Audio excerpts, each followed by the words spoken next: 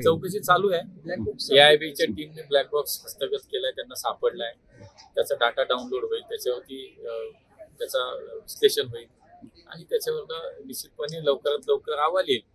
आता रोहित पवार आणि यांना शेवटी त्या विषयावर ज्यांना बोलायचं त्यांना ते स्वातंत्र्य आहे. शेवटी त्यांना काही त्यांचं म्हणणं असेल ते म्हणतील. बजरंग बाप्पाचं म्हणजे बॉम्ब होतो विमानात.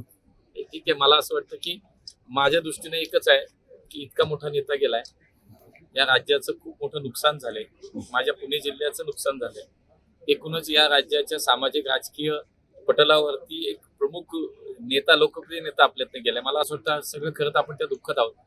अशा दुःखद प्रसंगी मला एवढंच सांगणं की कृपया स्वतःचं राजकारण स्वतः कुणी या दादांच्या घटनेच्या विषयावरती करू नये. नाही, मी कुणाचं नाव नाही घेत, पण खरं तर जे काही घडतंय मागचे 5-6 दिवस 8 दिवस झाले, कोण काय बोलतो, चौकशी होईल, अहवाल येतील, मग वाटल्यास बोला, पण आता बोलू नये. मला असं वाटतं नक्की लक्ष ठेवू नये.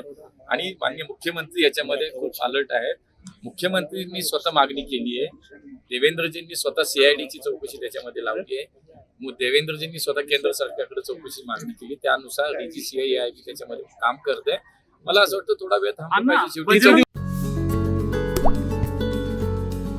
आता जोकासू STP या अत्याधुनिक जॅपनीज तंत्रज्ञानाने सुसज्ज, quick installation, energy efficient, noiseless blowers, low maintenance या आणि अशा वैशिष्ट्यांनी परिपूर्ण जोकासू STP तंत्रज्ञान प्रकल्प उभारणीपासून ते विक्री पश्चात समाधानकारक सेवा देणारी, भारताबरोबरच परदेशात देखील प्रकल्पांची यशस्वी उभारणी करणारी company Deccan water treatment private limited.